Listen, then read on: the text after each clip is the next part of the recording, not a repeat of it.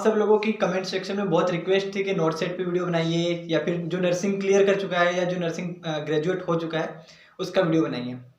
और मैं मतलब कोई ऐसा कैंडिडेट ढूंढ रहा था, कोई ऐसा मिल जाए कि जिसका वीडियो बना सके। और फाइनली मुझे पता चला कि मेरे ही एम्स से एक एम्स जोधपुर से बहुत बढ़िया रैंक जो है कि जस्ट फर्स्ट अटेम्प्ट में ही निकाली नॉर्थ सेट में। और अभी जस्ट ही जो बीएससी नर्सिंग है वो क्लियर किया, तो 2017 में इन्होंने एडमिशन लिया था बीएससी नर्सिंग में।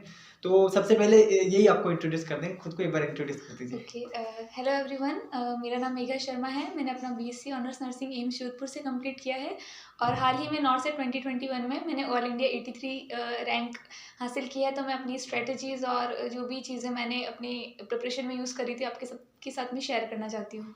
ओके, सो आज का जो टॉपिक रहेगा अपना मेन वो ये रहेगा कि मतलब इन बच्चों को ये बताना है कि अगर वो नीट, एक तो नीट में वो सिलेक्शन लेके एमबीबीएस तो कर सकते हैं, हाँ वो तो जी। सबको पता होता है। हाँ जी। जो एक अंडररेटेड जो टॉपिक है अपना वो है कि बीएससी नर्सिंग करके आगे क्या स्कोप है हाँ जी। और कितना क्या होता है, वो अपना मेन ये है।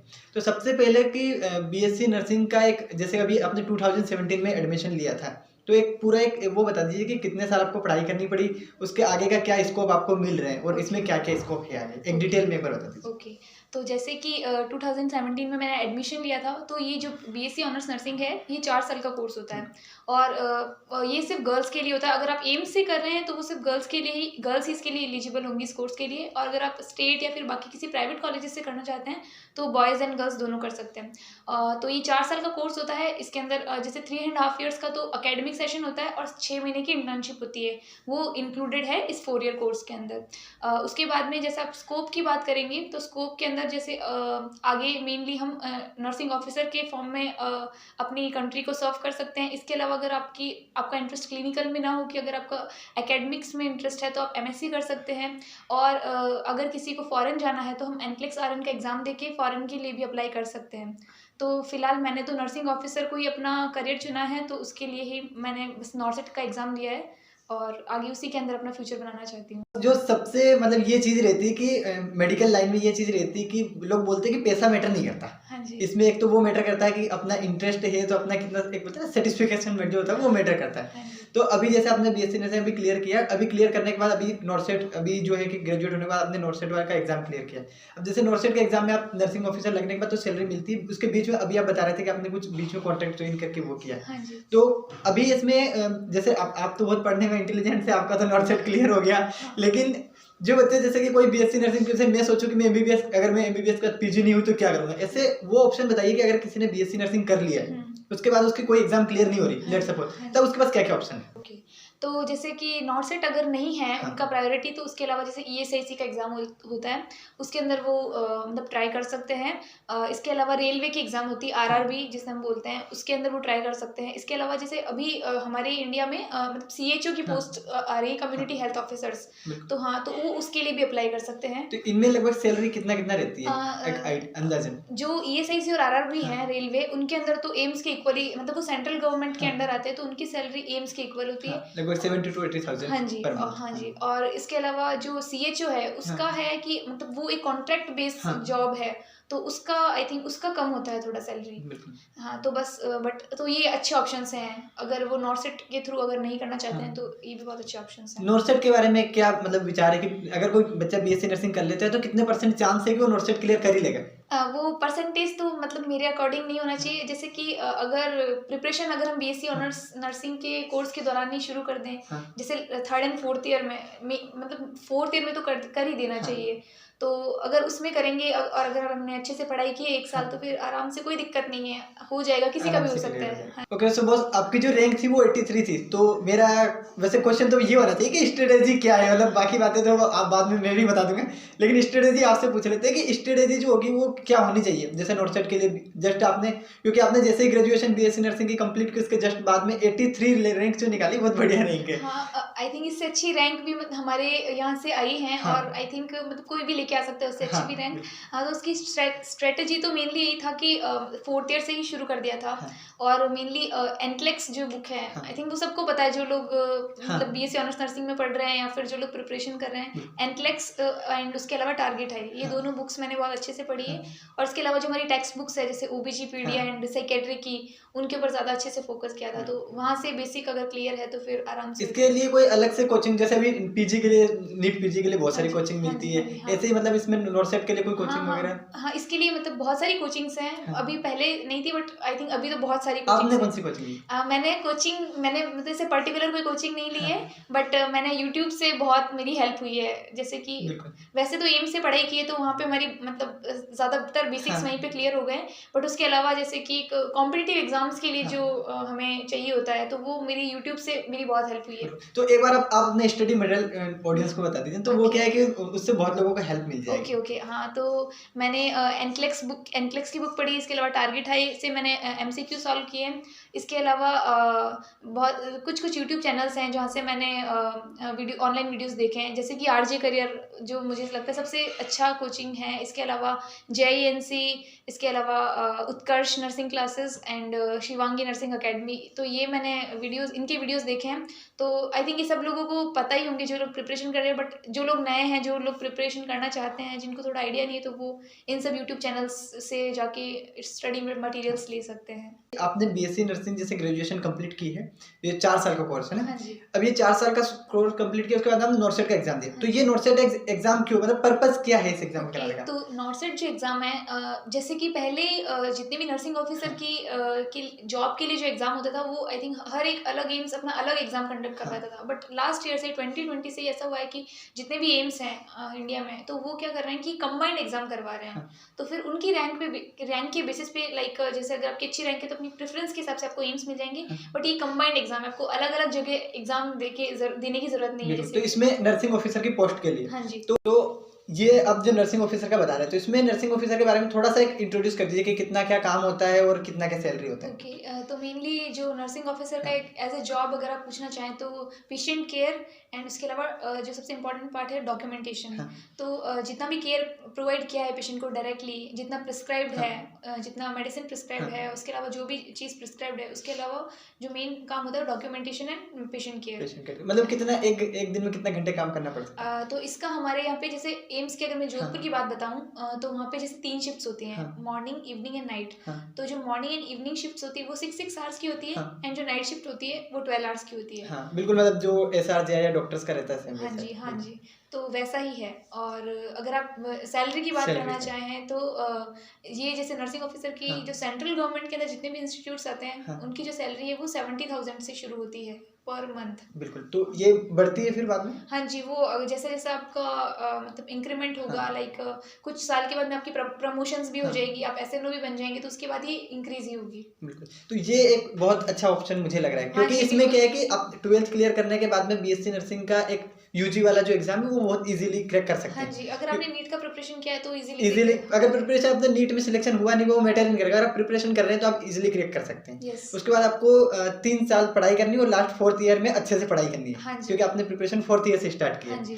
तो 4th 1 साल अच्छे से पढ़ाई करनी है, फिर डायरेक्ट आपकी जॉब लग। तो कोई भी कर सकता है, जैसे कि अगर आप थोड़ी सी मेहनत करोगे तो आसानी से हाँ बिल्कुल, यही बता जा रहे हैं कि ये कोई भी मतलब कर सकता है, बहुत ईजी है, क्योंकि बॉस करके आए हैं और कर रहे हैं तो उनको लग रहा है कि बहुत इजी है। बाकी बहुत सारे जो बच्चे, या तो उनको गाइडेंस की कमी हो सकती है या कुछ दूसरा कुछ इशू, लेकिन मेहनत वाला तो इसमें मुझे नहीं लगता कि ये, हाँ ठीक है पढ़ाई के लिए मेहनत जरूर करनी होती है, बाकी ऐसे आपको ये नहीं है कि पूरा दिन रात लगे ही रहना है कि ऐसे। तो आप ये बताइए कि जो आपने नॉर्सेट की प्रिपरेशन की है उसमें आपका ऑल ओवर क्या एक्सपीरियंस रहा, मतलब पूरे कोर्स के टाइम का कैसा क्या आपने किया, क्योंकि कैंपस की अगर बात करें तो कैंपस में आप घूमते हुए तो कम ही दिखते थे, नहीं? ओके, तो जैसे 1st to 3rd ईयर तक तो मेरा फोकस ज़्यादा एकेडमिक्स पर ही था, लाइक जैसे जो सेमेस्टर्स एंड फाइनल एग्जाम्स होते थे, क्योंकि हम उनको लाइक पास करना भी ज़रूरी है हमारे उसमें, तो उसके ऊपर मेरा फोकस होता था। बट 4th ईयर के अंदर मैंने ज़्यादा फोकस उस पर ना रख के नॉर्सेट के लिए रखा था।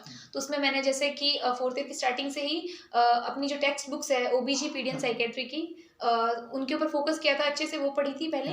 उसके अलावा एनक्लेक्स एंड टारगेट हाई उनको अच्छे से पढ़ा था, और उसके साथ में क्वेश्चन सॉल्व किए थे ज़्यादा से ज़्यादा। और मैंने जो यूट्यूब वीडियोस आपको बताए हैं उनके वीडियोस देखे थे।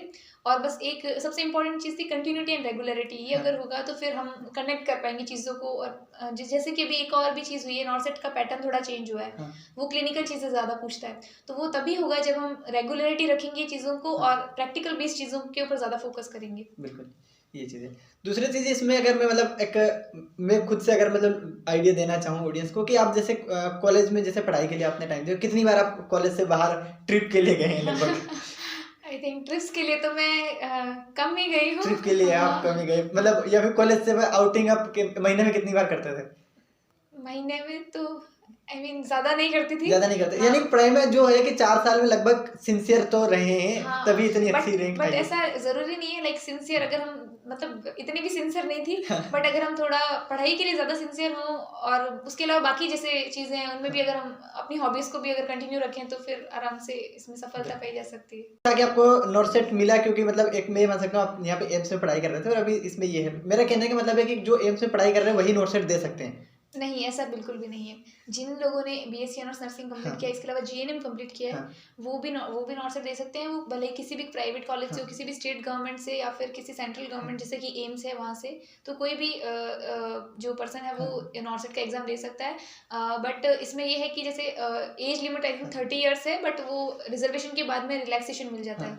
और अभी जैसे नॉर्सेट का जो रिसेंट अभी लास्ट ईयर से ही शुरू हुआ 80-20 रेशियो, लाइक 80% गर्ल्स को लेंगे एंड 20% बॉयज को। अच्छा, बॉयज की हाँ, तो बस ये गर्ल्स के लिए एक प्लस पॉइंट है आई थिंक, जो नहीं बहुत ज्यादा ही प्लस पॉइंट, क्योंकि एक तो एम्स बीएससी नर्सिंग में ओनली गर्ल्स आएंगे, बिल्कुल, और फिर अगर कहीं से बॉयज दूसरी जगह से आके नॉर्सेट एग्जाम दे भी तो 20% में निकल जाएंगे। और उसके ऊपर अगर रिजर्वेशन होगा तो आई थिंक और भी ज्यादा, हाँ, फिर तो गर्ल्स को पूरा चांस, तो मतलब गर्ल्स के लिए बहुत बढ़िया ऑप्शन, बहुत अच्छा ऑप्शन। बॉयज के लिए भी ऑप्शन है लेकिन डिफिकल्ट है इतना जानना, गर्ल्स के लिए बहुत बढ़िया ऑप्शन है। दीदी, तो आप अगर सोच भी रहे हैं मेडिकल फील्ड में आने का तो बहुत बढ़िया ऑप्शन है।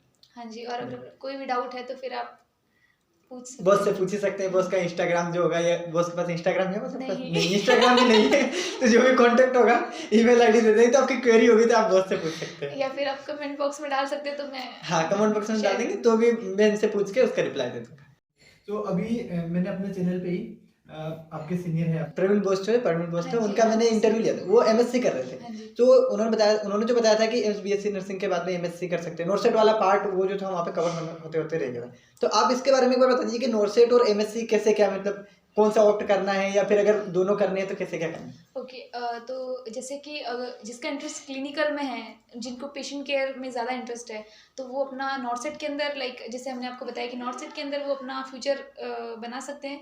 बट जिनका इंटरेस्ट क्लिनिकल में ना हो के, या फिर क्लिनिकल में अगर कम है और उनको टीचिंग लाइन में जाना है, लाइक नर्सिंग स्टूडेंट्स को पढ़ाना है, तो फिर वो एमएससी कर सकते हैं। तो एमएससी उसके लिए अच्छा ऑप्शन है, और स्ट्रेटजी भी वो सेम ही है। अगर आप अच्छे से बेसिक्स अगर आपके क्लियर होंगे, एनक्लेक्स और टारगेट है अगर आपने अच्छे से पढ़ी है, तो फिर एमएससी का एग्जाम कंपैरेटिवली नॉर्सेट के कंपैरिजन में क्लिनिकल चीज़ें कम पूछता है और डायरेक्ट क्वेश्चंस ज़्यादा होते हैं, तो वो आई थिंक वो कर सकते हैं एमएससी का एग्जाम। बिल्कुल, तो जैसे एमएससी कर ली, एमएससी के बाद में हम नॉन क्लिनिकल में जैसे अभी टीचिंग फील्ड में चल गए, कि जो बीएससी नर्सिंग कर रहे हैं स्टूडेंट उनको पढ़ाना है, तो उनको पढ़ाने का एक जो सैलरी वाला अगर मैं देखूँ तो सेम रहेगी? आई थिंक उसमें थोड़ी ज़्यादा रहेगी सैलरी, एमएससी वाले में ज़्यादा रहेगी। और एमएससी का कोर्स का जो वीडियो है वो तो वैसे मैंने अपने चैनल पे डाल दिया, लेकिन वो जस्ट 2 साल का कोर्स है। हाँ जी, 2 साल का। वो 2 साल कोर्स करने के बाद में आपकी सैलरी ज़्यादा हो जाएगी, और ये नॉर्सेट जो है जस्ट क्लियर करके आप अपना कर सकते हैं। और नॉर्सेट वाला जो रहेगा ये क्लिनिकल रहेगा, और एमएससी वाला नॉन टीचिंग। सही, यस, बिल्कुल। तो अभी जो मतलब आपकी जर्नी थी वो तो बहुत अच्छी थी अभी तक, जैसे कि बीएससी नर्सिंग आपने ग्रेजुएशन किया, नॉर्सेट भी क्लियर हो, अभी आगे आपका क्या मतलब विजन है, क्या फ्यूचर के? तो अभी तो फिलहाल मेरा क्लिनिकल थिंग्स पे ही ज़्यादा फोकस है, बट मैं आगे इन सर्विस एजुकेशन के थ्रू एमएससी करना चाहूँगी। तो वो भी एक अच्छा मैं आपके साथ शेयर करना चाहूँगी। जैसे कि अगर आपने 5 साल तक एज अ नर्सिंग ऑफिसर काम किया है, जैसे कि एम्स में ही, तो उसके बाद अगर आपको टीचिंग थिंग्स में जाना, लाइक एमएससी करनी है, तो आप 2 साल का लीव ले सकते हो। उसमें ऐसा होगा कि आपको सैलरी भी आपकी मिलेगी आपको, और आपका एमएससी भी हो जाएगा अगर आपने एमएससी का एंट्रेंस क्लियर कर लिया। तो आई थिंक मैं उसके अंदर अपना फ्यूचर मतलब नॉर्सेट में नर्सिंग ऑफिसर की सैलरी आपको मिलती रहेगी और साथ में आप एमएससी की पढ़ाई करते हाँ रहो। जी, और आपको आफ्टर 5 इयर्स। आफ्टर 5 ईयर्स आपको, तो इसमें आपको क्या एडवांटेज मिलेगा आप एक्स्ट्रा एमएससी करेंगे तो? हाँ, तो एमएससी करेंगे तो उसके बाद अगर फ्यूचर में अगर स्कोप हुआ आगे हाँ, टीचिंग में जाने का, हाँ, या फिर कहीं और लाइक बहुत सारे एम्स खुल रहे हैं, हाँ, आपको हाँ, पता ही है ये चीज़, तो वहाँ पे टीचिंग फैकल्टी की भी ज़रूरत होगी, तो अगर वहाँ पे जाने का अगर स्कोप या फिर ऐसा कुछ हुआ तो फिर उसमें देखेंगे। टीचिंग में तो आपको जाना चाहिए वैसे। मेरी क्वेरी थी और मेरे पास जो लोगों की क्वेरी आई थी, बच्चों की क्वेरी आई थी वो थी, मैंने आपसे पूछी, और जितना अगर कोई क्वेरी रहेगी तो कमेंट बॉक्स में आ जाएगी और फिर मैं आपसे पूछ के वापस उनको रिप्लाई कर दूंगा। आपकी तरफ से आप क्या बोलना चाहते हैं, क्योंकि आपको मतलब जो आपके जूनियर है वो सब यही आपसे देख के सीखेंगे कि कैसे नॉर्सेट क्या करना है, और इवन जो एम्स बीएससी नर्सिंग जो ऑप्ट करना चाह रहे हैं और जो कंफ्यूजन में है उन सब के लिए आपको क्या बोलना है? ओके, तो जिनको भी ऑप्ट करना है या फिर जो पहले से ही कर रहे हैं प्रिपरेशन, तो उनके लिए बस ये है कि अगर आप कंटिन्यूटी के साथ में और सही स्ट्रैटेजी के साथ में अगर प्रिपरेशन करेंगे तो वो बहुत ही बेनिफिशियल रहेगा आपके लिए, और बस कंटिन्यूटी बना के रखना है और सही कम से कम सोर्स पढ़ने हैं। लाइक जितने भी, जैसे आप अगर 2 ही बुक पढ़ रहे हो बट आप उनको 10 बार रिवाइज करोगे तो वो ज़्यादा बेनिफिशियल रहेगा, बजाय कि अब एक बार ही 10 बुक्स को पढ़ रहे हो। तो वो आई थिंक कंटिन्यूटी, रिविजन और सही स्ट्रेटजी, बस ये 3 ही आई थिंक सक्सेस के कीज हैं, मैं बोलना चाहूँगी। अभी तक का जो आपका प्रिपरेटरी फेज जो रहा था कि मतलब आपने एम्स बीएससी नर्सिंग के लिए भी प्रिपरेशन किया है, नॉर्सेट के लिए भी प्रिपरेशन किया, तो इस पूरे प्रिपरेशन फेज में क्या होता है कि प्रिपरेशन के फेज में हमेशा अप्स एंड डाउन्स आते रहते हैं, हम डिमोटिवेट भी हो जाते हैं, कॉन्फिडेंस भी लूज हो जाता है, तो इस टाइम क्या होता है, सपोर्ट की जरूरत होती है। तो आपके क्या क्या सपोर्ट रहे थे? तो जो सबसे इम्पोर्टेंट सपोर्ट रहा है मेरा स्टार्टिंग से लेके एंडिंग तक की जर्नी में, वो मेरी फैमिली रही है। हाँ। इसमें मेरी मम्मी पापा, मेरे भाई बहन, स्पेशली मम्मी पापा का तो बहुत ज़्यादा सपोर्ट रहा है। जब भी प्रिपरेशन में थोड़ा भी डिमोटिवेटिंग फील होता था तो वो हमेशा मुझे मोटिवेट करते थे, और उन्होंने मेरे को हर तरीके से लाइक एक प्रोटेक्ट करने की कोशिश की, और अच्छे से आई मीन एनवायरनमेंट भी बहुत अच्छे प्रोवाइड कराया है पढ़ाई के लिए। और दूसरा मेरे भाई और मेरी बहन, उन्होंने भी मुझे बहुत ज़्यादा सपोर्ट किया है, मेरे दादा दादी। इसके अलावा मेरी एम्स के टीचर्स, उन्होंने मुझे स्टार्टिंग से ही अच्छे से गाइड किया है, मेरे सीनियर्स, इसके अलावा मेरे जूनियर्स, और मेरे सबसे इम्पोर्टेंट मेरे फ्रेंड्स को भी बहुत थैंक यू बोलना चाहूँगी। हाँ, नहीं ये बहुत जरूरी है, क्योंकि पता चले अभी वापस वहाँ पे जाए और फ्रेंड्स पिटने लग जाए। ये बहुत ज़्यादा जरूरी है। अभी जैसे कि बॉस जो है कि अभी एम्स में यहाँ पे अभी नॉर्सेट वाले के पहले भी कुछ कॉन्ट्रैक्ट पे जॉब कर रहे हैं, बॉस को जाना भी, लेकिन फिर भी उन्होंने आके टाइम निकाला कि ठीक है बच्चों को गाइडेंस मिलेगा, तो इसके लिए मैं थैंकफुल हूँ, और बाकी लोगों की तरफ से मैं आपको थैंक यू बोलना चाहता हूँ। थैंक यू सो मच, मुझे भी बहुत अच्छा लग रहा है यहाँ पे आके।